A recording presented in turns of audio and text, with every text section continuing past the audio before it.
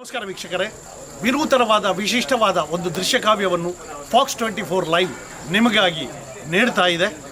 ಇದು ಬನವಾಸಿ. ಈ ಹೆಸರನ್ನು ಕೇಳುವಾಗಲೇ ನಮಗೆ ನೆನಪಾಗುವಂಥದ್ದು ಕನ್ನಡದ ಆದಿಕವಿ ಪಂಪ. ಆರಂಕುಶ ಹುಟ್ಟೆಡಂ ನೆನವುದೆನ್ನ ಮನಂ ಬನವಾಸಿ ದೇಶಮಂ ಎನ್ನುವಂತಹ ಒಂದು ವಾಕ್ಯವನ್ನು ಅವರು ಉಚ್ಚರಿಸುವುದನ್ನು ಕನ್ನಡದ ಅಸ್ಮಿತೆ ಅತ್ಯಂತ ಗೌರವದಿಂದ ಕಾಣ್ತಾ ಇದೆ. ಅದೇ ಅಸ್ಮಿತೆಯನ್ನು ಉಳಿಸಿಕೊಂಡು ನಮ್ಮ ಮಿತ್ರರಾದಂತಹ ಉಪನ್ಯಾಸಕರಾದ ಡಾಕ್ಟರ್ ರತ್ನಾಕರ ಮಲ್ಲಮೂಲೆ ಅವರು ತಮ್ಮ ನಿವಾಸವನ್ನೇ ಅದ್ಭುತವಾದ ಒಂದು ಕನ್ನಡದ ದೇಗುಲವಾಗಿ ನಿರ್ಮಿಸಿದ್ದಾರೆ. ಇದಕ್ಕೆ ಇಡೀ ನಾಡಿನ ದೊಡ್ಡ ನಮನ ಕೂಡ ಸಂದಿದೆ.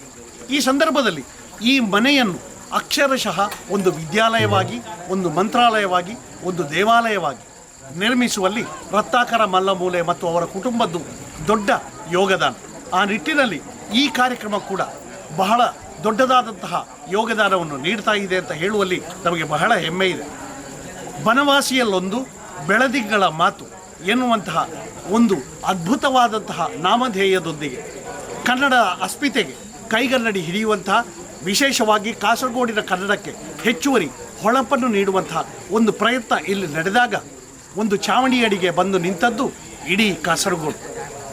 ಕನ್ನಡ ಭಾಷೆ ಮತ್ತು ಕನ್ನಡ ಸಂಸ್ಕೃತಿಯನ್ನು ಅತ್ಯಂತ ಗೌರವಿಸುವ, ಪ್ರೀತಿಸುವ, ಅಭಿಮಾನದಿಂದ ಕಾಣುವ ಅಷ್ಟೂ ಮಂದಿ ಬಂಧುಗಳು, ತಾಯಂದಿರು, ಪುಟಾಣಿಗಳು ಇಲ್ಲಿ ಬಂದು ಸೇರಿದ್ದಾರೆ ಎನ್ನುವಾಗ ಬೆಳದಿಂಗಳೇ ನಮಗೆ ಚಪ್ಪರವಾಯಿತು ಅಂತ, ಬೆಳದಿಂಗಳೇ ನಮಗೆ ವೇದಿಕೆಯಾಯಿತು ಅಂತ, ಬೆಳದಿಂಗಳೇ ನಮಗೆ ಯಜ್ಞವಾಯಿತು ಎನ್ನುವ ನಿಟ್ಟಿನಲ್ಲಿ ಇದೊಂದು ಅದ್ಭುತವಾದ ಕಲ್ಪನೆಯನ್ನು ಕಟ್ಟಿಕೊಂಡಂತಹ ಒಂದು ಕಾರ್ಯಕ್ರಮ. ಇದು ಖಂಡಿತವಾಗಿಯೂ ಇಲ್ಲಿಗೆ ನಿಲ್ಲುವುದಿಲ್ಲ.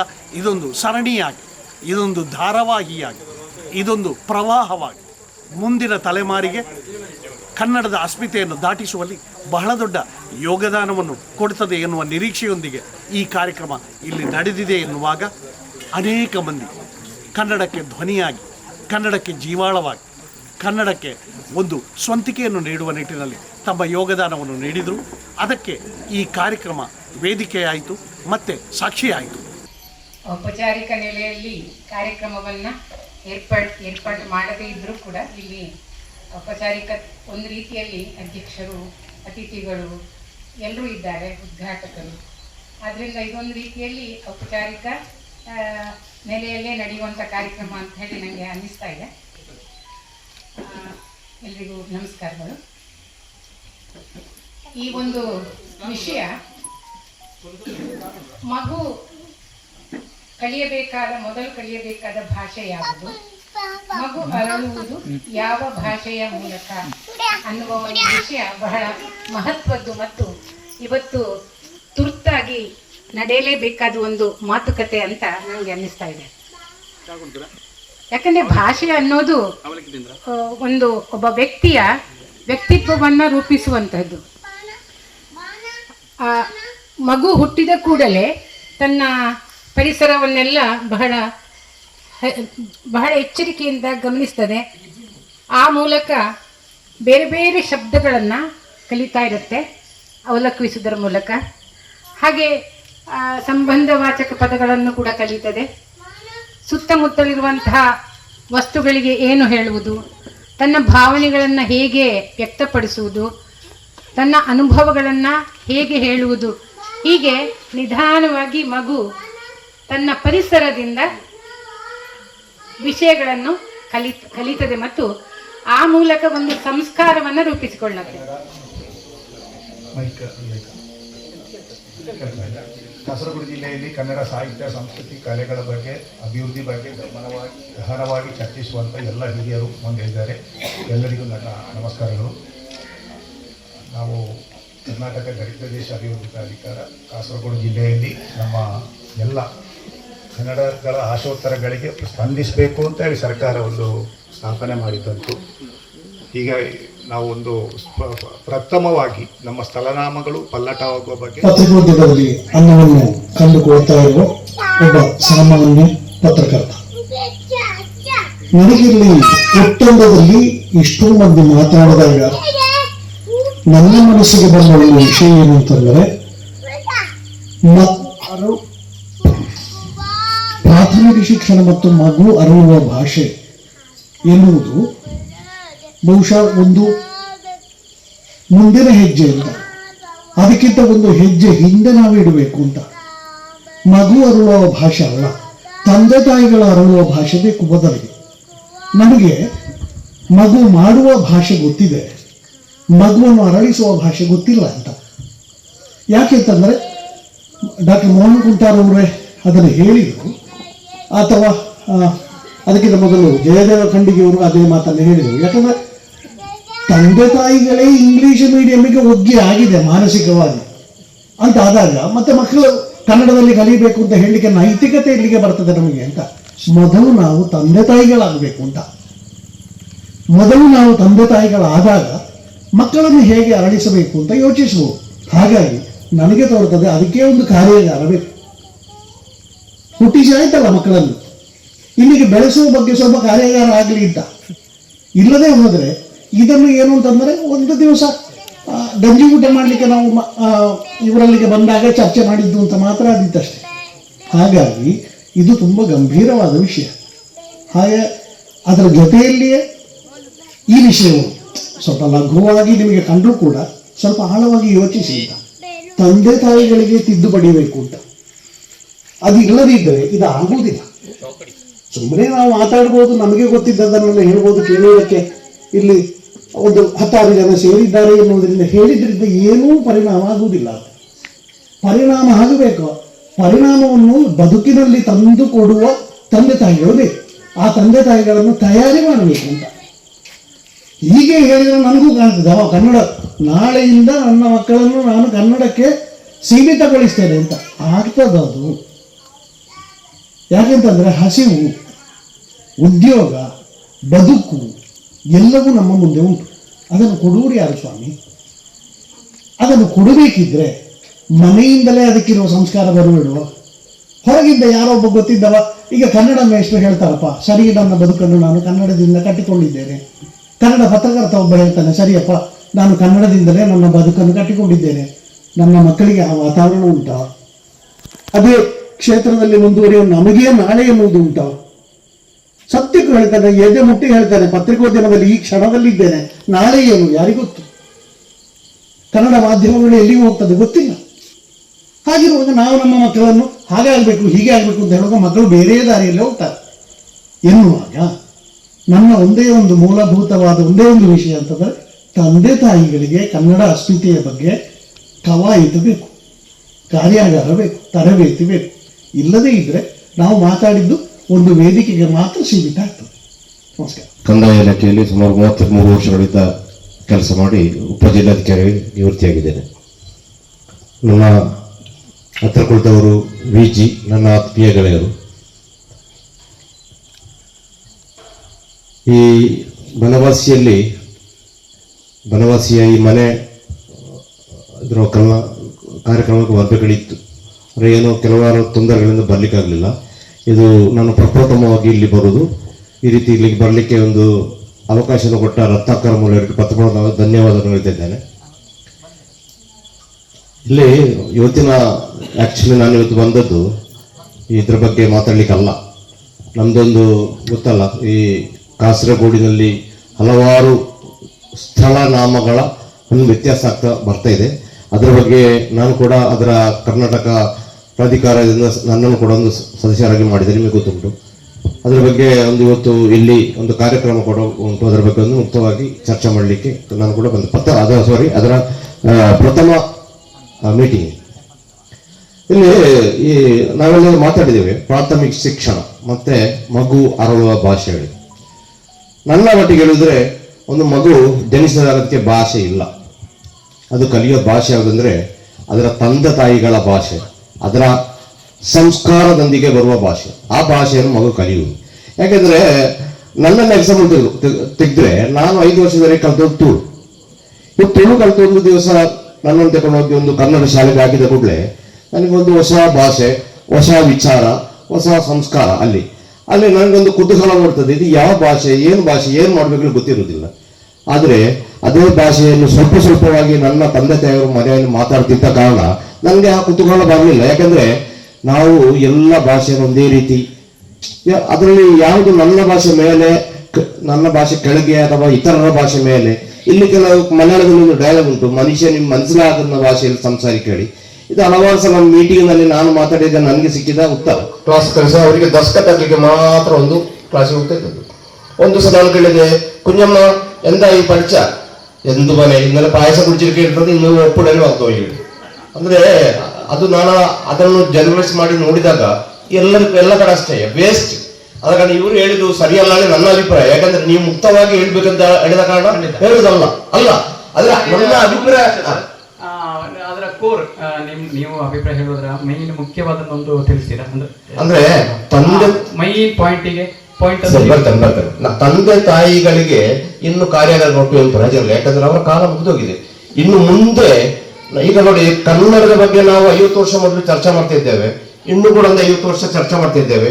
ಕಾಸರಗೋಡಿನ ಕನ್ನಡಿಗರ ಗತಿ ಇನ್ನು ಕೂಡ ಇದೇ ರೀತಿ ಮುಂದುವರಿತದೆ. ಅಂದ್ರೆ ಅದು ಯಾವ ರೀತಿ ಟರ್ನಿಂಗ್ ಆಗ್ತದೆ ನಮ್ಗೆ ಹೇಳಲಿಕ್ಕೆ ಸಾಧ್ಯ ಆಗುದು. ಯಾಕಂದ್ರೆ ನಮ್ಮ ತಂದೆ ತಾಯಿಗಳ ಚಿಂತಾಗತಿ ಮೈಂಡ್ ಸೆಟ್ ಹೇಗಿರುತ್ತೆ ಅಂದ್ರೆ, ನನ್ನ ಮಗು ಕೇರಳದಲ್ಲಿ ಹುಟ್ಟಿ ಬೆಳೆದು ವಿದ್ಯಾಭ್ಯಾಸ ಮಾಡುವಾಗ ಅಲ್ಲಿಯ ಮಾತೃಭಾಷೆ ಮಾಡಿದ್ರೆ ಅವನಿಗೆ ಸ್ಕೋಪ್ ಅಂದ್ರೆ ಸರ್ಕಾರ ಕೆಲಸಕ್ಕೆ ಸೇರಲಿಕ್ಕೆ ಎಲ್ಲರಿಗೂ ಕೂಡ.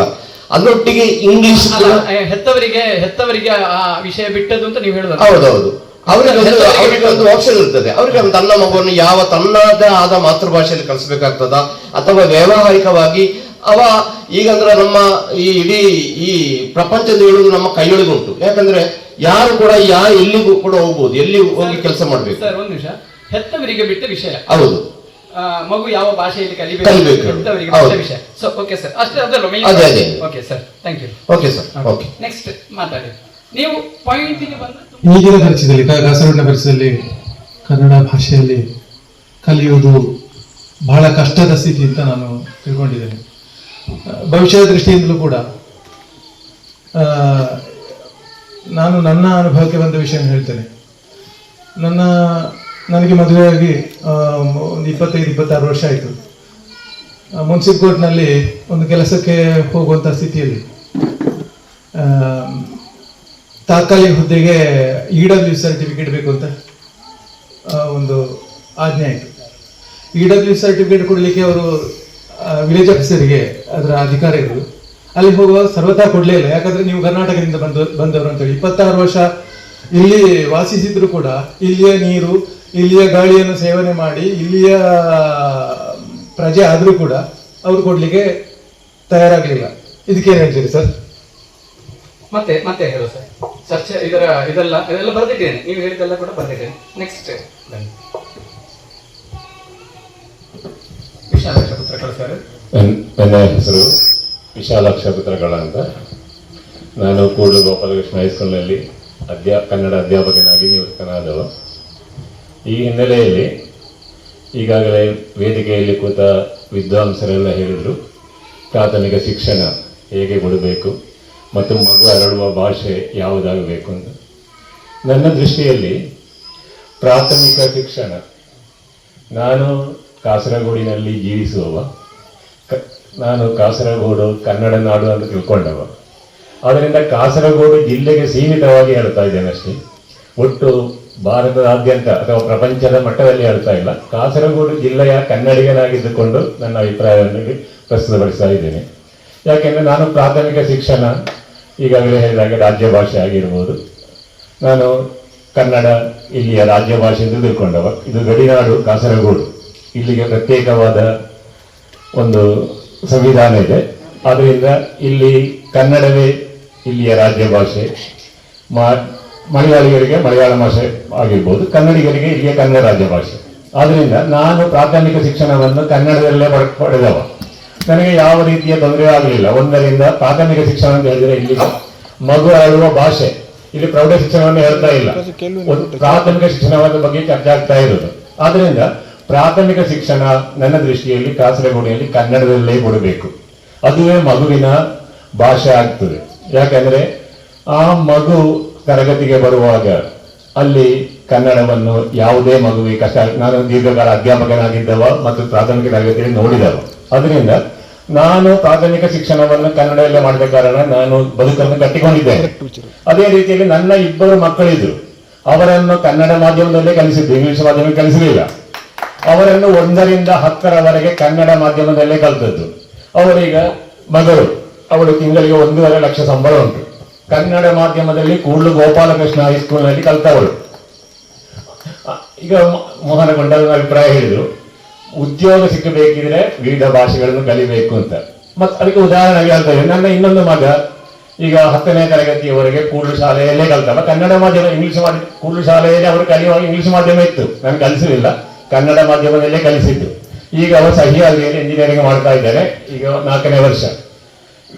ಮೋಹನ ಗುಂಟಾರು ಹೇಳಿದ್ದಕ್ಕೆ ಪೂರಕವಾಗಿ ಹೇಳುದು, ಅವರು ಈಗ ಅವರು ಜಪಾನ್ ಕಲಿಯುತ್ತಾ ಇದ್ದಾರೆ. ಯಾಕಂದ್ರೆ ಸಹ್ಯಾದ್ರಿ ಕಾಲೇಜಿಗೆ ಬರೋದು ಜಪಾನಿನ ಬೇರೆ ಬೇರೆ ಕಂಪನಿಗಳು ಬರ್ತದೆ. ಆದ್ದರಿಂದ ಅವರಿಗೆ ಉದ್ಯೋಗ ಸಿಕ್ಕಬೇಕಿದ್ರೆ ಜಪಾನ್ ಕಲಿಬೇಕು ಅಂತ ಅಲ್ಲಿಯ ಉಂಟು. ಅವರು ಕಲಿತಿದ್ದಾರೆ, ಜಪಾನ್ ಕಲಿತಾ ಇದ್ದಾರೆ. 1 ವರ್ಷದಲ್ಲಿ ಅವರು ಚೆನ್ನಾಗಿ ಜಪಾನ್ ಕಲಿತಾ ಇದ್ದಾರೆ. ಜಪಾನ್ ಕಂಪನಿ ಬಂದ್ರೆ ಅವರ ಬದುಕನ್ನು ಕಟ್ಟಿಕೊಳ್ತಾರೆ. ಆದ್ದರಿಂದ ನಾನು ಹೇಳೋದು, ಮಕ್ಕಳು ಪ್ರೌಢ ಶಿಕ್ಷಣ ಕಾಲೇಜಿಗೆ ಮುಟ್ಟುವಾಗ ಇಂಗ್ಲಿಷ್ನಲ್ಲಿ ಬೇಕಾದಷ್ಟು ಅವ್ರಿಗೆ ಯಾವ ಭಾಷೆ ಬೇಕು ಅವ್ರಿಗೆ ಕಲ್ತ್ಕೊಳ್ತಾರೆ. ಆದ್ದರಿಂದ ಪ್ರಾಥಮಿಕ ಶಿಕ್ಷಣ ಕನ್ನಡ ಮಾಧ್ಯಮದಲ್ಲಿ ಕೊಟ್ರೆ ಆ ಮಗು ಖಂಡಿತವಾಗಿ ಬದುಕನ್ನು ಕಟ್ಟಿಕೊಳ್ತದೆ. ಮುಂದೆ ಅವರು ದೊಡ್ಡವರಾದಾಗ ಇಂಗ್ಲಿಷ್ನಲ್ಲಿ ಪ್ರಬುದ್ಧರಾಗ್ತಾರೆ. ಅದರಿಂದ ವಿಶ್ವದ ಯಾವುದೇ ಲೋಕಕ್ಕೆ ಹೋದ್ರೂ ಕೂಡ, ಯಾವುದೇ ರಾಷ್ಟ್ರಕ್ಕೆ ಹೋದ್ರೂ ಕೂಡ ಅವರು ಬದುಕನ್ನು ಕಟ್ಟಿಕೊಳ್ಳಲಿಕ್ಕೆ ಖಂಡಿತ ಸಹಕಾರಿ ಆಗ್ತಾರೆ. ಆದ್ದರಿಂದ ಕಾಸರಗೋಡಿನ ಎಲ್ಲ ಕನ್ನಡಿಗರಲ್ಲಿ ನಮ್ಮ ಸಂಸ್ಕೃತಿ ಎನ್ನುವುದು ಕನ್ನಡ.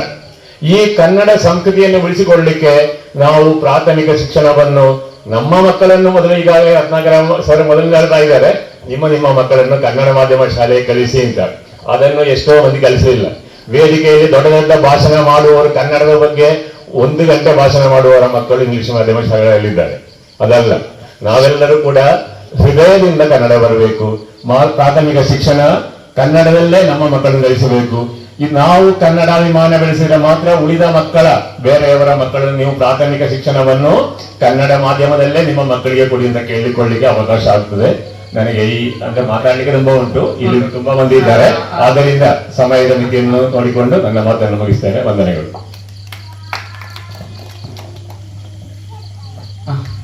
ಇದು ಗಂಗಾಧರ ಸರಿಗೆ ಅಲ್ಲ ನಾನು ಒಟ್ಟು ಗನ್ ಪಾಯಿಂಟ್ ಆಗಿ, ಅಂದ್ರೆ ಗನ್ ಪಾಯಿಂಟ್ ಆಗಿ ನೀವು ಹೇಳಿದ್ರೆ ತುಂಬಾ ಒಳ್ಳೆಯದು. ಸಮಯವನ್ನು ಆದಷ್ಟು ಕಡಿಮೆ ಮಾಡ್ತೇವೆ.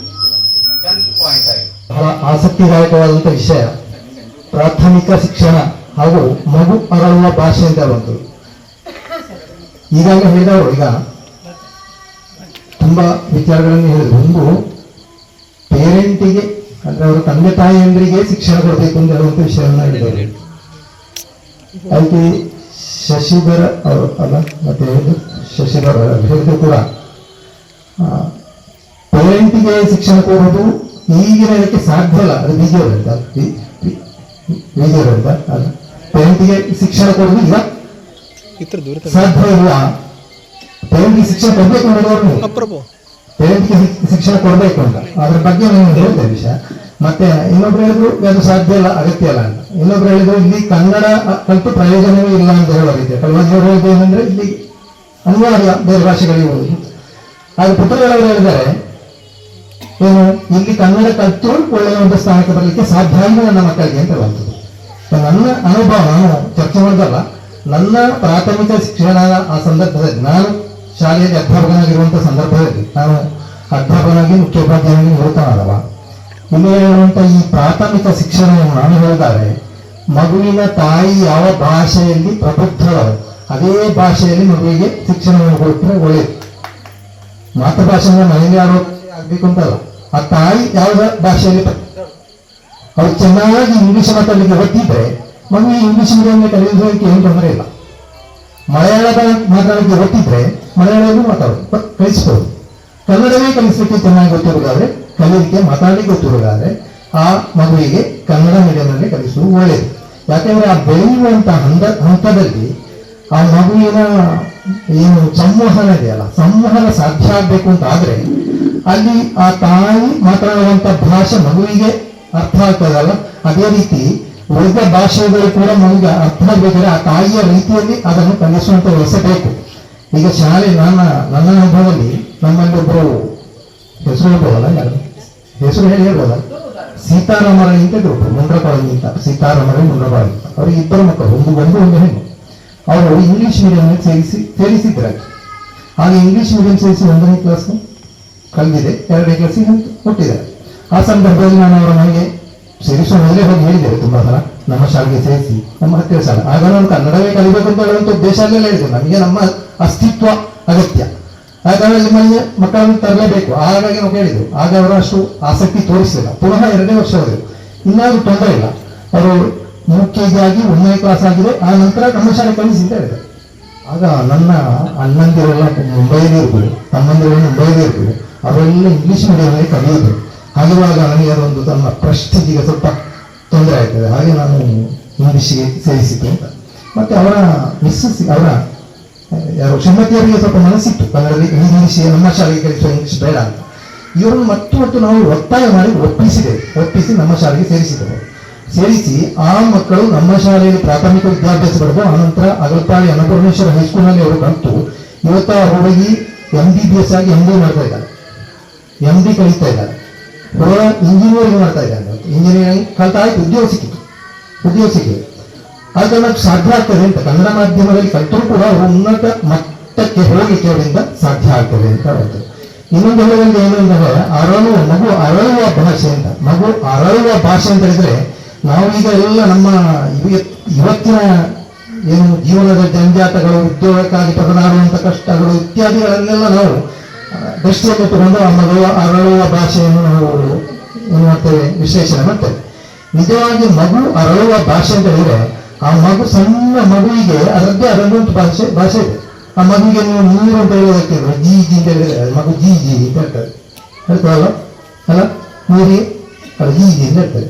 ಮತ್ತೇನು ಹೇಳ್ತಾರೆ, ಮಗುವಿಗೆ ಊಟಕ್ಕೆ ಏನು ಹೇಳ್ತಾರೆ, ಆಮ ಉಗ್ಗ ಹೀಗೆಲ್ಲ ಇಂತೆಲ್ಲ ಹೇಳ್ತಾರೆ ಅಲ್ವಾ. ಅದು ಆ ಭಾಷೆ, ಮಗು ಅರಳುವ ಭಾಷೆ ಅಂದ್ರೆ ಆ ಮಗುವಿನದ್ದೇ ಅಂತ ಕೆಲವು ಭಾಷೆಗಳುಂಟು. ಅದಕ್ಕೆ ಕೆಲವು ಭಾಷೆ ಯಾವನ್ನು ನಾಯಿಯನ್ನು ಬೌಂಡರಿಗೆ ಸಹ ಗೊತ್ತಾಗ್ತದೆ ಅಲ್ವಾ. ಹಾಗೆ ಬೇರೆ ಬೇರೆ ಆ ಮಗು ಒಂದೊಂದು ವಸ್ತುವನ್ನು ಕೂಡ ಗುರುತಿಸ್ತದೆ, ಅದು ಅದರದ್ದೇ ಆದಂಥ ಭಾಷೆಯನ್ನು ಹೇಳ್ತದೆ. ಅದೇ ಭಾಷೆಯಲ್ಲಿ ತಾಯಿ ನಾವು ಮಾತಾಡ್ತೇವೆ, ಅದೇ ಭಾಷೆಯಲ್ಲಿ ಮಗುವಿನಲ್ಲಿ. ಹೆಚ್ಚಿನವರ ಕಾಸರಗೋಡಿನ ಮಟ್ಟಿಗೆ ಮಾತಾಡದಿದ್ರೆ ಹೆಚ್ಚಿನ ಮಕ್ಕಳಿಗೆ ಅದು ಬೇರೆ ಬೇರೆ ಆಗಿರ್ತದೆ. ಯಾಕಂತ ಹೇಳಿದ್ರೆ ಮಗು ಅರಳುವ ಭಾಷೆ ಅವರ ಮನೆಯಲ್ಲಿ ಮಾತಾಡುವ ಸಹಜವಾದ ಭಾಷೆ ಆಗಿರಬೇಕು ಹೊರತು ಅವರು ಇಂಗ್ಲೀಷ್ನಲ್ಲಿಯೋ ಹಿಂದಿಯಲ್ಲಿಯೋ ಅವರು ತಾಯಿ ಅಥವಾ ತಂದೆ ಎಷ್ಟು ಎಕ್ಸ್ಪರ್ಟೇ ಆಗಿರಲಿ ಆ ಭಾಷೆಯಲ್ಲಿ ಮಾತಾಡಿದರೆ ಆ ಮಗುವಿಗೆ ಅದರ ತಳಹದಿ ಸಿಕ್ಕುವುದಿಲ್ಲ. ಮನುಷ್ಯನ ವ್ಯಕ್ತಿತ್ವ ರೂಪುಗೊಳ್ಳುವುದು ಈ ಮಗುವಿನ ಹಂತದಲ್ಲಿ. ಆ ವ್ಯಕ್ತಿತ್ವ ರೂಪುಗೊಳ್ಬೇಕಾದ್ರೆ ಅದರಲ್ಲಿ ಭಾವನೆಗಳು ಬರಬೇಕು. ಆ ಭಾವನೆಗಳು ಬರ್ಬೇಕಂತ ಹೇಳಿದ್ರೆ ಅದಕ್ಕೆ ಅದರ ಪೂರ್ತಿ ಅರ್ಥ ಆಗುವಾಗೆ ಅವರ ಮನೆಯ ಭಾಷೆಯಲ್ಲಿ ಅವರು ಸಂವಹನ ಮಾಡಬೇಕು. ಅದು ಮಾಡಿದ್ರೆ ಮಾತ್ರ ಮಗು ಅರಳುತ್ತದೆ. ಮಗು ಅರಳುವ ಹಂತದಲ್ಲಿ ಮತ್ತೆ ಮೇಲ್ಮಟ್ಟಕ್ಕೆ ಬಂದ ಹಂತ ಈಗ ಉಳಿದವರು ಹೇಳಿದ ಹಾಗೆ ಅದು ಇಂಗ್ಲಿಷ್ ಮೀಡಿಯಂ ಇರ್ಬೋದು ಅಥವಾ ಬೇರೆ ಆ ಪರಿಸರದ ಭಾಷೆ ಇರ್ಬೋದು, ಯಾವುದೂ ಆಗ್ಬೋದು, ಅದು ಬೇರೆ. ಅರಳಬೇಕಾದ್ರೆ ಅದು ಮನೆಯಿಂದಲೇ ಅರಳುದು, ಶಾಲೆಯಿಂದ ಅರಳಿಸುವುದು ಅದು ಬೇರೆ. ಅದು ಪ್ರಾಥಮಿಕ ಶಿಕ್ಷಣ. ಪ್ರಾಥಮಿಕ ಶಿಕ್ಷಣ ಅಂತ ಹೇಳುವಂಥದ್ದು ಯಾವಾಗಲೂ ಆ ಪರಿಸರದ ಭಾಷೆ ಆಗಿರ್ಬೇಕು. ಅದೀಗ ತುಳು ಅಂತ ಹೇಳಿದ್ರೆ ತುಳುವಿನ ಶಿಕ್ಷಣ ವ್ಯವಸ್ಥೆ ಇಲ್ಲದ ಕಾರಣ ಇಲ್ಲಿ ಒಂದು ಕಾಲದಲ್ಲಿ ತುಳು ಪ್ರಧಾನವಾಗಿತ್ತು ಇಲ್ಲಿ ಭಾಷೆ. ಆ ಕಾಲದಲ್ಲಿ ಕನ್ನಡ ಅಂತ ಹೇಳುವಂಥದ್ದು ಶಿಕ್ಷಣ ಭಾಷೆ ಆಯಿತು. ಈಗ ಅದು ಕ್ರಮೇಣ ಮಲಯಾಳ ಮತ್ತು ಇಂಗ್ಲಿಷಿಗೆ ಹೋಗ್ತಾ ಉಂಟು. ಅದು ಮಲಯಾಳದಲ್ಲಿ ಕೂಡ ನಿಲ್ಲೋದಿಲ್ಲ, ಇಂಗ್ಲಿಷಲ್ಲೇ ಕೊನೆಗೆ ಮುಟ್ತದೆ ಅಂತ ನಮಗೆ ಕಾಣ್ತಾ ಉಂಟು ಈಗಿನ ಸ್ಥಿತಿ ಕಾಣುವಾಗ. ಅದರ ಬಗ್ಗೆ ನಾವು ಇಲ್ಲಿ ಚರ್ಚೆ ಮಾಡೋದಿಲ್ಲ. ಆದರೆ ಪ್ರಾಥಮಿಕ ಶಿಕ್ಷಣ ಅಂತೇಳಿ ಇರುವಂಥದ್ದು ಆ ಪರಿಸರದಲ್ಲಿ ಹೆಚ್ಚಿನ ಜನರು ಯಾವ ಭಾಷೆಯಲ್ಲಿ ಸಂವಹನ ಮಾಡ್ತಾರೋ ಆ ಭಾಷೆಯಲ್ಲಿ ಆಗಬೇಕು. ಮುಂಚೆ ಒಂದು ಕಾಲದಲ್ಲಿ ಇಲ್ಲಿ ಕನ್ನಡ ಇತ್ತು, ಕನ್ನಡದ ಪರಿಸರ ಇತ್ತು. ಈಗಲೂ ಸ್ವಲ್ಪ ಮಂಜೇಶ್ವರ ಭಾಗಕ್ಕೆ ಹೋದ್ರೆ ಕಾಣ್ತದೆ. ಆದರೆ ನಮ್ಮ ಕಾಸರಗೋಡು ಭಾಗಕ್ಕೆ ಬಂದ್ರೆ ಈಗ ಇಲ್ಲಿ ಸಂವಹನ ಭಾಷೆ ಮಲಯಾಳ ಆಗ್ತಾ ಉಂಟು. ನಾವು ಭಾವನಾತ್ಮಕವಾಗಿ ಆಲೋಚನೆ ಮಾಡಿದ್ರೆ ನಮಗೆ ಸ್ವಲ್ಪ ನೋವು ಉಂಟು ಮಾಡುವ ಸಂಗತಿ ಕನ್ನಡ ನಾವು ನಮ್ಮ ಉಸಿರು ಅಂತೇಳಿ ನಾವು ತಿಳ್ಕೊಂಡದ್ದು ನಾಶ ಆಗ್ತಾ ಉಂಟು ಅಂತೇಳಿ. ಆದರೆ ಪ್ರಾಯೋಗಿಕವಾಗಿ ಪ್ರಾಕ್ಟಿಕಲ್ ಆಗಿ ನಾವು ಆಲೋಚನೆ ಮಾಡಿದ್ರೆ ಮಲಯಾಳ ಈಗ ಇಲ್ಲಿ ಕಾಸರಗೋಡಿನ ಭಾಗದಲ್ಲಿ ಕ್ರಮೇಣ ಬೆಳೀತಾ ಉಂಟು. ಇನ್ನೊಂದು 20-25 ವರ್ಷ ಆಗುವಾಗ ಇಲ್ಲಿಯ ಪರಿಸರದ ಭಾಷೆ ಪೂರ್ತಿಯಾಗಿ ಮಲಯಾಳ ಆಗಿರ್ತದೆ. ಆಗ ಮಕ್ಕಳಿಗೆ ಕಲಿಸಬೇಕಿದ್ರೆ ಮಲಯಾಳವೇ ಕಲಿಸಬೇಕಾಗಿ ಬರ್ತದೆ ಅನಿವಾರ್ಯವಾಗಿ. ಇದೇ ನಮ್ಮ ಈ ಕುಟುಂಬಗಳೇ ಕಣ್ಣನೂರು ಅಥವಾ ಆಚೆ ಬದಿಗೆ ಟೆಂಕಲಾಗಿ ಹೋಗಿ ನೆಲೆಸಿದ್ರೆ ಅವರು ಮಲಯಾಳವನ್ನೇ ಕಲಿಸಬೇಕಾಗ್ತದೆ. ಅದೇ ಇವರು ಗುಜರಾತಿಗೋ ಎಲ್ಲದಿದ್ರೆ ಬಿಹಾರಿಗೋ ಹೋಗಿದ್ರೆ ಅಲ್ಲಿಯ ಗುಜರಾತಿ, ಬಿಹಾರಿ ಈ ಭಾಷೆಯಲ್ಲೇ ಪ್ರಾಥಮಿಕ ಶಿಕ್ಷಣ ಕೊಡಬೇಕಾಗ್ತದೆ. ಇಲ್ಲದಿದ್ರೆ ಏನಾಗ್ತದೆ ಅಂತ ಹೇಳಿದ್ರೆ ಪರಿಸರದೊಟ್ಟಿಗೆ ಹೊಂದಿಕೊಳ್ಳಿಕ್ಕೆ ಬಹಳ ಕಷ್ಟ ಆಗ್ತದೆ. ಅಷ್ಟು ಪ್ರಾಥಮಿಕ ಶಿಕ್ಷಣ ಕಲಿಯುವ ಹಂತದಲ್ಲಿಯೇ ಮನೆಯವರಿಗೆ ಅವರಿಗೆ ಇಷ್ಟ ಇರುವಂತಹ ಈ ಕನ್ನಡವೋ ಅಲ್ಲದಿದ್ರೆ ಅವರ ಮಾತೃಭಾಷೆಯಾದ ಇತರ ಭಾಷೆಗಳನ್ನು ಕಲಿಸುವ ಅವಕಾಶ ಧಾರಾಳ ಉಂಟು. ಇಲ್ಲಿಗೆ ಸಮಸ್ಯೆ ಬರುವುದು ಎಂತ ಅಂತ ಹೇಳಿದ್ರೆ, ಹಲವು ಮನೆಗಳಲ್ಲಿ ಮಕ್ಕಳನ್ನು ಇಂಗ್ಲಿಷ್ ಮೀಡಿಯಂಗೆ ಕಳಿಸಿ ಅವರ ಮಕ್ಕಳೊಟ್ಟಿಗೆ ಕೂಡ ಅವರು ಇಂಗ್ಲಿಷ್ನಲ್ಲೇ ಮಾತನಾಡುವಂಥದ್ದು. ಹಾಗೆ ಮಾತಾಡುವಾಗ ಏನಾಗ್ತದೆ ಅಂತ ಹೇಳಿದ್ರೆ, ಅವರ ಸ್ವಂತ ಭಾಷೆಯ ಮೂಲಭೂತವಾದ ಕೆಲವು ಶಬ್ದಗಳೇ ಮಕ್ಕಳಿಗೆ ಗೊತ್ತಿರುವುದಿಲ್ಲ. ಈಗ ನಮ್ಮ ಸಂಬಂಧಿಕರಲ್ಲೇ ಸುಮಾರು ಜನ ಇದ್ದಾರೆ, ಮಕ್ಕಳಿಗೆ ನಾವೆಲ್ಲ ನೀಲಿ ಅಂತೇಳಿ ಕಲಿತ ಸಂಗತಿಯನ್ನು, ನಾವು ನೀಲಿ ಅಂತೇಳಿ ಮಾತಾಡುವ ಒಂದು ಬಣ್ಣವನ್ನು ಅವರು ನೋಡೋದು ಬ್ಲೂ, ಅಲ್ಲಿ ಬ್ಲೂ ಕಲರ್ನದ್ದು ಒಂದು ಚೆಂಡು ಉಂಟು ತಕೊಂಡ್ ಬಾ, ಅಲ್ಲಿ ಬ್ಲೂ ಕಲರ್ ಡ್ರೆಸ್ ಹಾಕೊಂಡ್ ಬಾ ಅಂತೇಳಿ ಹೇಳ್ತಾರೆ. ನಮ್ಮ ಹತ್ರ ಎಲ್ಲ ನೀಲಿ ಅಂಗಿ ಹಾಕೊಂಡು ಬಾ ಅಂತೇಳಿ ಹೇಳ್ತಾ ಇದ್ರು. ನಮ್ಗೆ ಆ ನೀಲಿ ನೆನಪುಂಟು. ಈಗಿನ ಮಕ್ಕಳಿಗೆ ನೀಲಿ ಗೊತ್ತಿಲ್ಲ. ಆದ ಕಾರಣ ಮನೆಯಲ್ಲಿ ಅವರ ಯಾವ ಮೂಲಭೂತ ಭಾಷೆ ಉಂಟೋ ಅದನ್ನು ಅವರು ಕಲಿಸಿ, ಪ್ರಾಥಮಿಕ ಹಂತದಲ್ಲಿ ಆ ಪರಿಸರದ ಶಿಕ್ಷಣ ಭಾಷೆಯನ್ನು ಕಲಿಸಿ, ಮೇಲೆ ಮಟ್ಟಕ್ಕೆ ಹೋದ ಹಾಗೆ ಅವರಿಗೆ ಬೇಕಾದ ಭಾಷೆಗಳನ್ನು ಅವರು ಕಲೀಲಿ. ಉನ್ನತ ಮಟ್ಟಕ್ಕೆ ಹೋದಾಗ ಈಗ ಕೆಲವರು ಹೇಳಿದಾಗ ಜಪಾನಿ ಮತ್ತೆ ಇತರ ಭಾಷೆಗಳನ್ನು ಕಲಿತ ಹಾಗೆ ಬೇರೆ ಭಾಷೆಗಳನ್ನು ಅವರು ಕಲೀಲಿಕ್ಕೆ ಆಗ್ತದೆ. ನಾವೇ ಕಲ್ತಿದ್ದೇವೆ. ಲಕ್ಷ್ಮೀಕಾಂತ್ ಕನ್ನಡ ಅಧ್ಯಾಪಕಿಯಾಗಿ ಇಂಗ್ಲಿಷ್ ಮೀಡಿಯಮಲ್ಲಿ ಪಾಠ ಮಾಡಿದರು.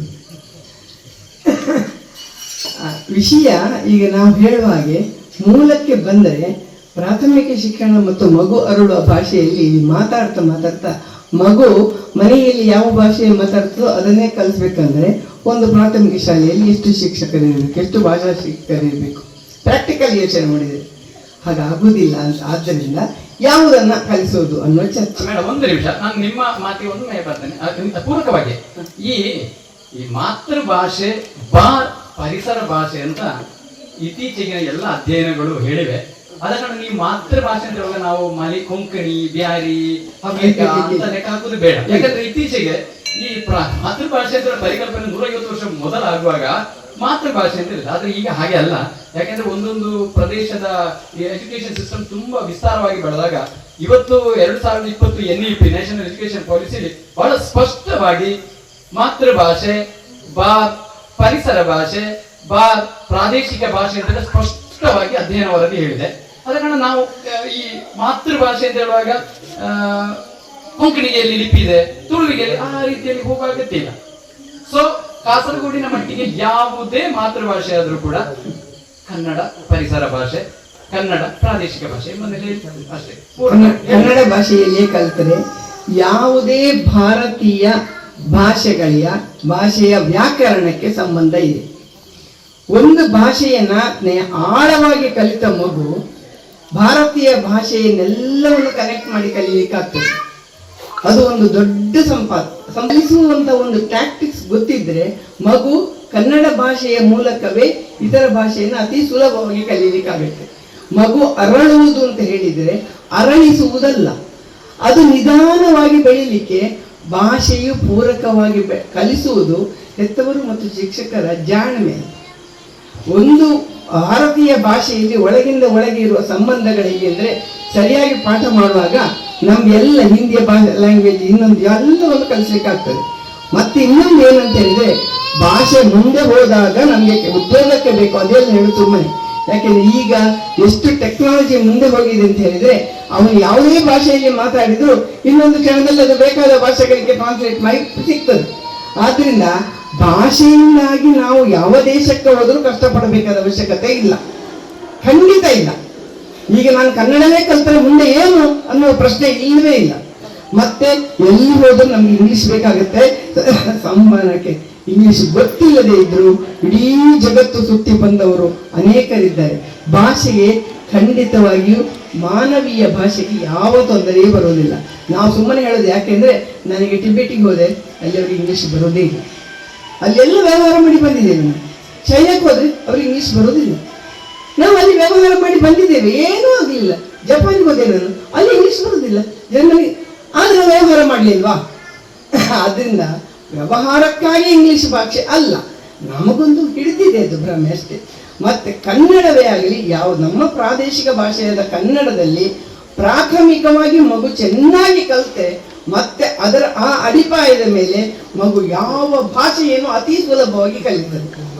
ಕೇವಲ ಅವನು ಮತ್ತೊಂದು 7ನೇ 8ನೇ ಕ್ಲಾಸಿಗೆ ಹೋದಾಗ 4 ತಿಂಗಳು 5 ತಿಂಗಳು ಸ್ವಲ್ಪ ಕಷ್ಟ ಆಗ್ತದೆ ನಮಗೆ. ಆಮೇಲೆ ಅತಿ ಸುಲಭವಾಗಿ ಕಲಿತದೆ. ಇದೀಗೆಲ್ಲ ಒಟ್ಟಾಗಿ ಏನೇನೋ ಆಗುವಂಥದ್ದು. ಮತ್ತೆ ಇನ್ನೊಂದು ವಿಷಯ, ನನಗೆ ಈ ಚರ್ಚೆಯಲ್ಲಿ ಬಂದಂಥ ಬಹಳ ಸಂತೋಷದ ವಿಷಯ, 6 ವರ್ಷದ ಒಳಗೆ ಮಗುವಿಗೆ ಎಷ್ಟು ಭಾಷೆಯೂ ಕಲಿಸಬಹುದು ಅಂತ.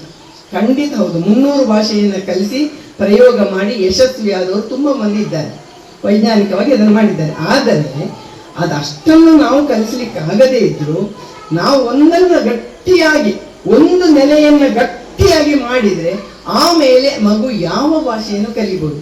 ಆದ್ದರಿಂದ ಕನ್ನಡ ಭಾಷೆಯನ್ನು ಕಲಿತರೆ ಅದು ಅನ್ನದ ಭಾಷೆಯಾಗಿ ಬಂದರೆ, ಅಥವಾ ಇಲ್ಲಿ ಕಾಸರಗೋಡಿನಲ್ಲಿ ಕನ್ನಡ ಕಲಿತವರಿಗೆ ಒಂದು ರಿಸರ್ವೇಶನ್, ಅವನಿಗೆ ಒಂದು ಕೆಲಸಕ್ಕೆ ಹೋದಾಗ ಅದು ಇಂತ ಉಂಟು ಅಂತ ಕಂಡ್ರೆ ಇಷ್ಟು ಜನ ಕನ್ನಡದ ಬಗ್ಗೆ ಒಲವು ತೋರಿಸ್ತಾರೆ. ಯಾವತ್ತು ಕನ್ನಡದ ಅನ್ನದ ಭಾಷೆ ಆದರೆ ಆಗ್ತದೆ ಅಂತಲ್ಲ, ಈಗ ಅದು ಉಳಿತಾನೆ ಇಲ್ಲ, ಕನ್ನಡವೇ ಇಲ್ಲ.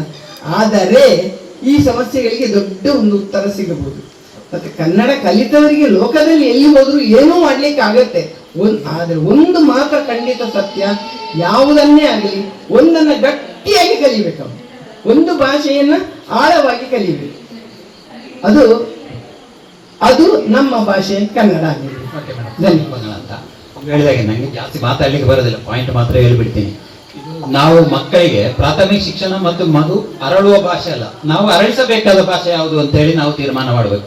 ಯಾಕಂದ್ರೆ ನಾವು ಸ್ಥಳೀಯವಾಗಿ ಇಲ್ಲಿ ಕಾಸರಗೋಡು, ಪುತ್ತೂರು ಈ ಭಾಗದಲ್ಲಿ ಅಥವಾ ಕರ್ನಾಟಕದಲ್ಲಿ ಇದ್ರೆ ಕನ್ನಡ ಮಾತ್ರ ಕಲಿಸಿ ಪ್ರಪಂಚ ಸುತ್ತಿ ಬರಬಹುದು, ಆದ್ರೆ ಪ್ರಪಂಚದಲ್ಲಿ ಅವರಿಗೆ ಜೀವಿಸಲಿಕ್ಕೆ ಸ್ವಲ್ಪ ಕಷ್ಟ ಇದೆ. ಹಾಗಾಗಿ ನನ್ನದೇ ಪ್ರಾಕ್ಟಿಕಲ್ ಎಕ್ಸ್ಪೀರಿಯನ್ಸ್ ಇಷ್ಟು ವರ್ಷದಿಂದ ಹೇಳಿದ್ರೆ, ನಮಗೆ ಮೋಸ್ಟ್ಲಿ ಇಂಗ್ಲಿಷ್ ಸ್ಟಾರ್ಟ್ ಆದ ABCD ಕಲಿಸಲಿಕ್ಕೆ ಶುರುವಾದ 5ನೇ ಕ್ಲಾಸಿಂದ. ಅದೇ ಕನ್ನಡದ ಜೊತೆಗೆ 1ನೇ ಕ್ಲಾಸಿಂದ ABCD ಶುರುವಾಗ್ತಿದ್ರೆ ನನ್ನ ಜೀವನ ಇನ್ನೂ ಚೆನ್ನಾಗಿರುತ್ತಿತ್ತೋ ಏನೋ ಅಂತ ನಾನು ಈಗ ಭಾವಿಸ್ತಾ ಇದ್ದೀನಿ. ಯಾಕೆಂತ ಹೇಳಿದ್ರೆ, ಒಂದು ಮಗು ಅಥವಾ ನಾವೇ ಈಗ ನಮ್ಮ ಬ್ರೈನ್ ಅನ್ನು ಹೆಚ್ಚು ಕಮ್ಮಿ ರೇಡಿಯೋದಾಗೆ ನೀವು ಹೇಗೆ ಟ್ಯೂನ್ ಮಾಡ್ತೀರಾ ಅದಕ್ಕೆ ಸರಿಯಾಗಿ ಅದು ಎಕ್ಸೆಪ್ಟ್ ಮಾಡುತ್ತೆ, ಅದು ಮಾತಾಡುತ್ತೆ ಕಲಿತ ಮೇಲೆ, ಬಟ್ ಕೇಳ್ಕೊಳುತ್ತೆ. ಸೊ ಆ ತರ ಅದಕ್ಕೆ ಸರಿಯಾಗಿ ನಾವು ಮಾಡ್ಬೇಕು. ಅದು ಬಿಟ್ಟು ನಾವು ಕಾಸರಗೋಡು ಅಂತ ಹೇಳಿಕೊಂಡು ನಮ್ಮ ಮಕ್ಕಳನ್ನ ಕನ್ನಡವೇ ಕಲಿಸಬೇಕು ಅಂತಂದ್ರೆ ಇದು ನಡೀಲಿಕ್ಕಿಲ್ಲ. ಯಾಕಂದ್ರೆ ಮುಂದಿನ 50 ವರ್ಷ ನಮ್ಮ ಮಕ್ಕಳು ಮುಂದಿನ 50 ವರ್ಷದಲ್ಲಿ ಎಲ್ಲಿ ತಲುಪಬೇಕು, ಯಾವ ಲೆವೆಲ್ಗೆ ಅವರು ರೀಚ್ ಆಗ್ಬೇಕು ಅಂತ ಹೇಳೋದನ್ನು ನಾವು ಹೆಚ್ಚು ಕಮ್ಮಿ ತೀರ್ಮಾನಿಸ. ಯಾಕಂದ್ರೆ ಚಿಕ್ಕ ಮಗುವಿಗೆ 1ನೇ ಕ್ಲಾಸಿಗೆ ಸೇರುವ 5 ವರ್ಷದ ಮಗು ಅಥವಾ 4ರಿಂದ 5 ವರ್ಷದ ಮಗುವಿಗೆ ಅದು ಏನಾಗುತ್ತೆ ಅಂತ ಹೇಳುವ ಸ್ಥಿತಿಯಲ್ಲಿ ಆ ಮಗು ಇರುವುದಿಲ್ಲ. ಸೊ ಹಾಗಾಗಿ ನಾವು ಹೆತ್ತವರು ಈ ಬಗ್ಗೆ ಸ್ವಲ್ಪ ತೀರ್ಮಾನ ತಗೊಂಡು ನಾವು ಕನ್ನಡ ಮಾತ್ರ ಸಾಕ, ಅದು ಬೇರೆ ಲ್ಯಾಂಗ್ವೇಜಸ್ ಬೇಕಾ ಅಂತ ನೋಡ್ಬೇಕು. ಈಗ ಡೆಲ್ಲಿಯಲ್ಲಿ ಅಥವಾ ಹಿಂದಿ ಬೇಕು, ಬೇರೆ ಬೇರೆ ಕಡೆ ಹೋದ್ರೆ ಅಲ್ಲಿ ಕನ್ನಡ ಶಾಲೆಯಲ್ಲಿ ಉಂಟು, ಕಲಿಯುವುದಿಲ್ವೋ ಅವ್ರ ಮೇಲೆ ಹೋಗುದಿಲ್ಲ, ಅವರಿಗೂ ಕನ್ನಡ ಬರುತ್ತೆ, ಮನೆಯಲ್ಲಿ ಮಾತಾಡಿ ಕನ್ನಡ ಕಲಿಸ್ಲಿಕ್ಕೂ ಬರ್ಬೋದು. ಇದು ನನ್ನ ಅಭಿಪ್ರಾಯ. ಅದು ಬಿಟ್ಟು ನಾವು ಇಲ್ಲಿಯವರು ಕನ್ನಡ ಮಾತ್ರ ಕಲಿಸಿ ಅದರಿಂದ ಮುಂದೆ ಅವರ ಜೀವನ ಸಾಗುತ್ತೆ, ಚೆನ್ನಾಗಿರುತ್ತೆ ಅಂತ, ಚೆನ್ನಾಗಿರ್ಬಹುದು ಹೇಳುದಲ್ಲ ನಾನು. But on an average world wide ನೋಡಿದ್ರೆ ಅವರಿಗೆ ಎಲ್ಲಾ ಭಾಷೆಗೆ ಬರಬೇಕು.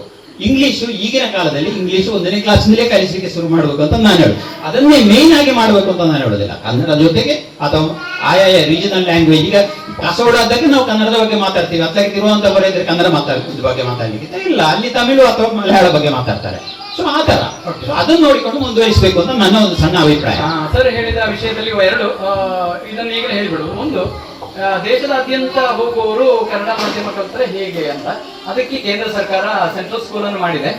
ಸೆಂಟ್ರಲ್ ಸ್ಕೂಲು ಅಂತ ಹೇಳುವ ಒಂದು ಕೇಂದ್ರೀಯ ವಿದ್ಯಾಲಯ ಒಂದು ವ್ಯವಸ್ಥೆ ಮಾಡಿದೆ. ಯಾವುದೇ ರೀತಿಯ ವರ್ಗಾವಣೆಗಳು ಬೇರೆ ಬೇರೆ ಕಡೆಗೆ ಇದ್ದರೆ ಅವರ ಮಕ್ಕಳನ್ನು ಒತ್ತು ಅವರಿಗೆ ಕೊಟ್ಟಿದೆ, ಅದರ ಸಮಸ್ಯೆ ಬರುವುದಿಲ್ಲ. 1ನೇ ಕ್ಲಾಸಿನಿಂದಲೇ ಇಂಗ್ಲಿಷ್ ಕಲಿಬೇಕು ಎಂಬುದನ್ನು ಈಗಾಗಲೇ ಕೆಲವು ವರ್ಷಗಳಿಂದ ಎಲ್ಲ ಭಾರತದ ರಾಜ್ಯಗಳು ಮಕ್ಕಳಿಗೆ 1ನೇ ಕ್ಲಾಸಿನಿಂದ ಒಂದು ಪೇಪರ್ ಇಂಗ್ಲಿಷ್ ಅನ್ನು ಕಲಿತಾ ಇದೆ. ಅದು 2 ಹೇಳಿಬಿಡ್ತೇನೆ, ಬಾಕಿದ ವಿಷಯ ಮತ್ತೆ ಚರ್ಚೆ ಮಾಡೋಣ. ಕವಿತಾ ಕೂಡ್ಲು ಅವರಿಗೆ ಬೆಳದಿಂಗಳ ನಮನ. ನಾನು ಕವಿತಾ ಕೂಡ್ಲು. ಬಹಳ ಬಿಸಿ ಬಿಸಿ ಚರ್ಚೆ ಈ ತಂಪು ನೆಲದಲ್ಲಿ ಆಗ್ತಾ ಉಂಟು. ಮಗು ಅರಳುವ ಭಾಷೆ ಅಂದ್ರೆ ಮಗುವಿನ ಭಾವವನ್ನು ಅರಳಿಸುವ ಭಾಷೆಯು ಚಿಂತನೆಯನ್ನು ಅರಳಿಸುವ ಭಾಷೆಯೂ ಆಗಿರಬೇಕು. ಹಾಗಾದಾಗ ಮನೆಯಲ್ಲಿ ಯಾವ ಭಾಷೆ ಮಾತನಾಡ್ತಾರೆ? ಇತ್ತೀಚೆಗೆ ನಾವು ಕಂಡುಕೊಳ್ತಾ ಇರೋದೇನಂದ್ರೆ, ಮಾತೃಭಾಷೆಯನ್ನು ಬದಿಗಿಟ್ಟುಕೊಂಡು ಮರಾಠಿ ಯಾರು ಮಾತಾಡ್ತಾರೋ ಅವರು ತುಳುವಿಗೆ ಬದಲಾದ್ರು ಮನೆಯ ಮಾತು, ಆ ನಂತರ ಅದು ಕನ್ನಡಕ್ಕೆ ಬದಲಾಯಿತು, ಆ ಬಳಿಕೆಗೆ ಇಂಗ್ಲಿಷ್ಗೆ ಬದಲಾಗ್ತಾ ಉಂಟು. ಹಾಗಾಗಿ ಮನೆಯಲ್ಲಿಯೇ ಅವರ ಮಾತೃಭಾಷೆಯೇ ಬಹಳ ಹಿಂದೆ ಸರಿತಾ ಇರುವಾಗ ಆ ಆಪ್ತತೆ ಮಕ್ಕಳ ಜೊತೆಗೆ ತಂದೆ ತಾಯಿಗಳ ಜೊತೆಗೆ ಇರುವಂತಹ ಆಪ್ತತೆಯೇ ಸ್ವಲ್ಪ ದೂರ ಆಗುವಂತಹ ಒಂದು ಸನ್ನಿವೇಶ ನಾವು ಕಾಣ್ತಾ ಉಂಟು. ಅಪ್ಪ ಅಮ್ಮ ಅಪ್ಪೆ ಪಪ್ಪ ಅಮ್ಮ ಹೀಗೆ ಕರೆಯುವುದು ಕೂಡ ಇಲ್ಲದೆ ಹೋಗುವಂತ ಒಂದು ಪರಿಸ್ಥಿತಿ ನಾವು ಎದುರಿಸ್ತಾ ಇದ್ದೇವೆ. ಇದು ಕೇವಲ ಕಾಸರಗೋಡಿನಲ್ಲಿ ಮಾತ್ರ ಅಲ್ಲ, ಎಲ್ಲ ಕಡೆ ಕಾಣ್ತಾ ಇರುವಂತದ್ದು. ಎಷ್ಟು ನಿಮ್ಮ ಮಕ್ಕಳೆಯ ನಿಮ್ಮನ್ನು ಯಾವ ಭಾಷೆಯಲ್ಲಿ ಕರೀತಾರೆ ಎನ್ನುವುದನ್ನು ಆಲೋಚನೆ ಮಾಡಿ ನೋಡಿ. ತುಳು ಮನೆ ಮಾತಿನವರು ಪಪ್ಪ ಅಮ್ಮ ಅಂತೇಳಿ ಕರೀತಾರೆಯೋ, ಅಪ್ಪ ಅಂತೇಳಿ ಕರೀತಾರೆಯೋ ಆಲೋಚನೆ ಮಾಡಿ ನೋಡಿ. ಅಥವಾ ಮಮ್ಮಿ ಡ್ಯಾಡಿ ಅನ್ನೋದಾಗಿಯೇ ಕರೀತಾ ಇದ್ದಾರೆಯೋ. ಅಲ್ಲಿಂದ ನಾವು ಆಲೋಚನೆ ಮಾಡಬೇಕು, ಮಗು ಅರಳುವ ಭಾಷೆಯನ್ನು ಎಲ್ಲಿಂದ ನಾವು ಪ್ರಾರಂಭ ಮಾಡಬೇಕು ಎನ್ನುವಂಥದ್ದು. ಆ ಬಳಿಕ ಮುಂದಿನ ಪ್ರಾಥಮಿಕ ಶಿಕ್ಷಣಕ್ಕಾಗುವಾಗ ಯಾವುದು ನಮ್ಮ ಸಂಸ್ಕೃತಿಗೆ ಅನ್ಯೋಜ್ಯವಾಗಿ ಬರ್ತಾ ಇದೆಯೋ ಆ ಭಾಷೆಯಲ್ಲಿಯೇ ಪ್ರಾಥಮಿಕ ಶಿಕ್ಷಣವನ್ನು ಕೊಡುವುದು ಒಳ್ಳೆಯದು ಅಂತ ನನ್ನ ಅಭಿಪ್ರಾಯ. ಈಗ ಉದಾಹರಣೆಗೆ ನನ್ನ 2 ಮಕ್ಕಳನ್ನು ಕನ್ನಡ ಮಾಧ್ಯಮದಲ್ಲೇ ನಾನು ಕಲಿಸಿದವಳು. ಅವರಿಗೆ ಯಾವತ್ತೂ ಇಂಗ್ಲಿಷ್ ಭಾಷೆ ಕಷ್ಟ ಆಗ್ಲಿಲ್ಲ. 7ನೇ ಕ್ಲಾಸಿಗೆ ಬರುವಾಗಲೇ ನನ್ನ ಮಗಳು ಇಂಗ್ಲಿಷ್ ಕಾದಂಬರಿಗಳನ್ನು ಓದಿ ಅರ್ಥೈಸಿಕೊಳ್ಳುವುದಕ್ಕೆ ಸಮರ್ಥರಾಗಿದ್ದಾಳೆ. ಹೇಗೆ ಸಾಧ್ಯ ಆಯಿತು? ನಾನೇನು ಇಂಗ್ಲಿಷ್ ಕಂಡಿಡ್ಕೊಳ್ಳಲ್ಲ, ನಾನು ಕನ್ನಡ ಶಿಕ್ಷಕಿ, ನನ್ನ ಗಂಡನು ಕೂಡ ಕನ್ನಡ ಶಿಕ್ಷಕ. ನಮಗೂ ಕೂಡ ಸಾಧ್ಯ ಆಗುವುದು ನಾವು ಮಾತಾಡ. ಯಾಕಂದ್ರೆ ಭಾಷೆ ಕಲಿಕೆ ಎನ್ನುವುದು ಅದು ವಿದೇಶಿ ಭಾಷೆ ಆಗಿರ್ಬೋದು ಕಷ್ಟ ಆಗುದಿಲ್ಲ ಈಗಿನ ಮಕ್ಕಳಿಗೆ. ಅದು ನಮ್ಮ ಭ್ರಮೆ. ಆ ಭ್ರಮೆಯಿಂದ ನಾವು ಹೊರಗೆ ಬರಬೇಕು. ನಮ್ಮ ಪೂರ್ವಾಗ್ರಹಗಳಾಗಿದೆ, ಹೆತ್ತವರ ಪೂರ್ವಾಗ್ರಹಗಳದು. ಈಗ ಯಾವ ಮಗುವಿಗೂ ಕೂಡ ಸರ್ ಕೇಳಿದ್ರು 1ನೇ ಕ್ಲಾಸಿನಿಂದಲೇ ಈಗ ಇಂಗ್ಲಿಷ್ ಇದೆ ಸರ್, 1ನೇ ಕ್ಲಾಸಿನಿಂದಲೇ ನಾನು ಇಂಗ್ಲಿಷ್ ಭಾಷೆ ಬಾರದ ಕಾರಣಕ್ಕೆ ಸಾಕಷ್ಟು ಅನುಭವಿಸಿದವಳು. 5ನೇ ಕ್ಲಾಸಿನಿಂದ ಇಂಗ್ಲಿಷ್ ಭಾಷೆ ಪ್ರಾರಂಭ ಆಗಿ ನಮ್ಗೆ ಯಾವುದೋ ಮಲಯಾಳಿ ಸಿಸ್ಟರ್ ಇಂಗ್ಲಿಷ್ ಅದು ಹೆದರಿ ಕಲಿತು ಇಂಗ್ಲಿಷ್ ಅನ್ನೋದು ದೊಡ್ಡ ಪರಂಭೂತ ಎನ್ನುವುದಾಗಿ ಭಾವಿಸಿ ಕಲಿತವಳು ನಾನು. ಇಂಗ್ಲಿಷ್ ನಲ್ಲಿ ಪಾಸ್ ಆಗುವುದೇ ಬಹಳ ಕಷ್ಟ ಅಂತ ಹೇಳಿ ಭಾವಿಸಿದವಳು. ಆಗ ನಾನು ಭಾವಿಸಬೇಕಾಗಿತ್ತು, ನನಗೆ ಬಂದ ಕಷ್ಟ ನನ್ನ ಮಗುವಿಗೆ ಬರುವುದು ಬೇಡ. ಈಗಿನೆಲ್ಲ ತಂದೆ ತಾಯಿಗಳ ಅಭಿಪ್ರಾಯ ಹಾಗೆ, ನಮಗೆ ಬಂದ ಕಷ್ಟ ನಮ್ಮ ಮಕ್ಕಳಿಗೆ ಬರುವುದು ಬೇಡ, ಅದಕ್ಕೋಸ್ಕರ ಇಂಗ್ಲಿಷ್ ಮೀಡಿಯಂಗೆ ಸೇರಿಸುವ ಅಂತೇಳಿ. ಆ ಭ್ರಮೆಯಿಂದ ನಾವು ಹೊರಗೆ ಬರಬೇಕು. ಯಾಕಂದ್ರೆ ಈಗಿನ ಮಕ್ಕಳಿಗೆ, ಈಗಿನ ಟೆಕ್ನಾಲಜಿಯ ಮಕ್ಕಳಿಗೆ ಯಾವ ಭಾಷೆಯೂ ಕೂಡ ಅನ್ಯ ಆಗುವುದಿಲ್ಲ. ಒಂದು ಕಾರ್ಟೂನ್ ನೋಡಿ ಹಿಂದಿಯನ್ನು ಇಂಗ್ಲಿಷ್ ಅನ್ನು ಬಹಳ ಚೆನ್ನಾಗಿ ಅವರು ಕರಗತ ಮಾಡಿಕೊಳ್ಳುವುದಕ್ಕೆ ಸಮರ್ಥರಿದ್ದಾರೆ. ಆ ಬಳಿಕ ಬರವಣಿಗೆಗೆ ಬಂದ್ರೆ ಕನ್ನಡ ಭಾಷೆಯಲ್ಲಾದ್ರೂ ಎಷ್ಟು ಅಕ್ಷರ ತಪ್ಪುಗಳೊಂದಿಗೆ ಬರೆಯುವ ಮಕ್ಕಳೀಗ, ಅದನ್ನು ಕೂಡ ನಾವು ಆಲೋಚನೆ ಮಾಡಬೇಕು. ಇದು ನನ್ನ ಅಭಿಪ್ರಾಯ. ಸೈಕಾಲಜಿಕಲ್ ಆಗಿ ಮಾತಾಡುವವರು ಯಾರು, ಸೈಕಾಲಜಿಕಲ್ ಆಗಿ ಸ್ವಲ್ಪ ಮನಶಾಸ್ತ್ರೀಯ ನೆಲೆಯಲ್ಲಿ ಅಧ್ಯಯನಗಳ ಬಗ್ಗೆ ಮಾತಾಡುವವರು ಯಾರಾದ್ರೂ ಇದ್ದಾರೆ? ಅಂದ್ರೆ ಸಾಮಾನ್ಯವಾಗಿ ಈ ವಿಷಯಗಳು ಎಲ್ಲರಿಗೂ ತಿಳಿದಿರುವ ವಿಷಯಗಳು ಬಂತು. ಸ್ವಲ್ಪ ಮನಶಾಸ್ತ್ರೀಯ ನೆಲೆಯಲ್ಲಿ ಅಧ್ಯಯನ ಮಾಡಿದವರು ಇದ್ರೆ ಮಾತಾಡಿದ್ರೆ ಒಳ್ಳೆಯದು. ಅಂದ್ರೆ ಒಂದೇ ವಲಯಕ್ಕೆ ನಮಸ್ಕಾರ. ಮನಃಶಾಸ್ತ್ರೀಯವಾಗಿ ಮಾತಾಡೋದಲ್ಲ, ಎಲ್ಲರೂ ಮಾತಾಡಿದ್ರು ಹಾಗೆ ನನ್ನ ಹೇಳುವಂತಷ್ಟೇ. ಅಂದ್ರೆ ಸ್ಥಳೀಯವಾಗಿ ಈಗ ಅವ್ರು ಹೇಳಿದ ಅಭಿಪ್ರಾಯ ಆದ ಕಾರಣ ನಾನು ರಿಪೀಟ್ ಮಾಡೋದು ಬೇಡ. ಸ್ಥಳೀಯವಾಗಿ ಈಗ ಮಗು ಹರಡುವ ಮಾತು ಅಂತ ಹೇಳುವಾಗ ಅವರ ಮನೆಯವರು ಈಗಾಗಲೇ ಕವಿತಾ ಕುಡ್ಲು ಅವರು ಹೇಳಿದ ಹಾಗೆ ಮನೆಯವರು ಆ ಭಾಷೆಯನ್ನು ಮಾತಾಡ್ತಾ ಇದ್ರೆ ಮಗುವಿಗೆ ತನ್ನಷ್ಟಕ್ಕೆ ಅದು ಬರ್ತದೆ. ಅದೇ ರೀತಿ ನಮ್ಮ ಪರಿಸರದ ಭಾಷೆ, ನಾನು ಕೇರಳದಲ್ಲೇ ಕಲ್ತವಳು, ಸರ್ಕಾರಿ ಕಾಲೇಜಿನಲ್ಲಿ ಕಾಸರಗೋಡು, ಕನ್ನಡ ನಾಡು, ಕನ್ನಡ ಮಕ್ಕಳ ತವರೂರು ಅಂತೆಲ್ಲ ಹೇಳ್ಕೊಂಡು ಆ ಕನ್ನಡ ಭಾಷೆಯ ಅಭಿಮಾನ ಅಲ್ಲಿ ಮೂಡಿಸುವಂತ ಅದೇ ಪರಿಸರದಲ್ಲಿ ಬೆಳೆದವಳು ನಾನು. ಹಾಗಾಗಿ ಕಾಸರಗೋಡಿನ ಭಾಷೆ, ನಮ್ಮ ಮಣ್ಣಿನ ಭಾಷೆ ಕನ್ನಡ, ಅದು ಕೂಡ ಮಕ್ಕಳಿಗೆ ಸಹಜವಾಗಿಯೇ ಬರ್ತದೆ. ಮಕ್ಕಳ ಭಾವನೆಗಳನ್ನು ವ್ಯಕ್ತಪಡ ಆದ ಕಾರಣ ಅದನ್ನು ಕಲಿಸಿದ್ರೆ ಸ್ಲೋಲಿ ಮಕ್ಕಳು ಕಲಿತಾರೆ. ಬೇರೆ ಒಂದು ಭಾಷೆಯನ್ನು ಸ್ವಲ್ಪ ಬಲವಂತವಾಗಿ ಹೇಳ್ಬೇಕಾಗ್ತದ. ಆಂಗ್ಲ ಭಾಷೆ, ಈಗ ನಾವು ಕಲಿಸುವ ಮಕ್ಕಳನ್ನು ನೋಡಿದ್ರು ಕೂಡ ಆಂಗ್ಲ ಭಾಷೆಯನ್ನು ಕಲಿಯುವ ಮಕ್ಕಳು ಎಲ್ಲಂತಲ್ಲ, ಅದಕ್ಕೆ ಅಪವಾದಿರ್ಬೋದು, ಆದ್ರೆ ವಿಷಯಗಳನ್ನು ಸರಿಯಾಗಿ ಅರ್ಥ ಮಾಡೋದು ಕನ್ನಡದ ಮಕ್ಕಳ ವಿಜ್ಞಾನ ಆಗಲಿ ಸಮಾಜ ವಿಜ್ಞಾನ ಆಗಲಿ ಸರಿಯಾಗಿ ಅರ್ಥ ಮಾಡಿಕೊಂಡವರು ಕಲಿತಾರೆ. ಆದ ಕಾರಣ ಭಾಷಾ ಜ್ಞಾನವೂ ಬರ್ತದೆ ಅವರಿಗೆ, ಅದೇ ರೀತಿ ವಿಷಯ ಜ್ಞಾನವೂ ಬರ್ತದೆ. ಮುಂದೆ ಈಗ ನನ್ನ ಮಕ್ಕಳಿದ್ರು ಕನ್ನಡ ಮಾಧ್ಯಮದಲ್ಲೇ ಕಲ್ತದ್ದು. SLC ಆಗಿ +1 ಹೋಗುವಾಗ ಅವನು ಹೇಳಿದ್ದು ತುಂಬಾ ಕಷ್ಟ ಆಗ್ತಾ ಉಂಟಮ್ಮ, ಇಂಗ್ಲಿಷ್ ಶಬ್ದಗಳು ಅರ್ಥ ಆಗುದಿಲ್ಲ. ಪ್ರಾರಂಭದಲ್ಲಿ ಹೇಳಿದವ ಕೊನೆಗೆ ಮುಟ್ಟುವಾಗ ಅವನ ಅಭಿಪ್ರಾಯ ಬದಲಾಗಿದೆ. ಅವನ ಹಾಗೆ ಕನ್ನಡ ಮಾಧ್ಯಮದಲ್ಲಿ ಕಲಿತ ಮಕ್ಕಳೇ ಆ ಕ್ಲಾಸಲ್ಲಿ ಅತ್ಯಧಿಕ ಅಂಕಗಳನ್ನು ಗಳಿಸುವವರಿದ್ದಾರೆ. ಹಾಗೆ ಇವರು ಇನ್ನೊಂದು ಹೇಳಿದ ಹಾಗೆ ಕನ್ನಡವನ್ನು ಸರಿಯಾಗಿ ಕಲಿತಾ ಇದ್ದ ಮಗು ಅದು ಕಲಿಯಲ್ಲ ಎಂತ ಸಹಜವಾಗಿ ಬರ್ತಾರೆ. ಆ ಮಗು ಖಂಡಿತ ಭಾರತೀಯ ಭಾಷೆ ಅಲ್ಲ, ವಿದೇಶಿ ಭಾಷೆ ಅಲ್ಲ, ಯಾವ ಭಾಷೆಯನ್ನು ಕಲೀಲಿಕ್ಕೆ ಖಂಡಿತ ಕಷ್ಟ ಆಗುದಿಲ್ಲ ಅಂತ ಹೇಳ್ತೇನೆ. ಅದೇ ರೀತಿ ಪ್ರಾರಂಭದಲ್ಲೇ ಆಂಗ್ಲ ಇದನ್ನು ತೂಕಿದ್ರೆ ಅವರಿಗೆ ಯಾವ ಭಾಷೆ ಸರಿಯಾಗಿ ಬರುವುದಿಲ್ಲ. ಇದು ನನ್ನ ಒಂದು ಅನುಭವ. ಹೆಚ್ಚಿನ ಮಕ್ಕಳಿಗೆ ಅಪವಾದ ಇರ್ಬೋದು. ಧನ್ಯವಾದಗಳು.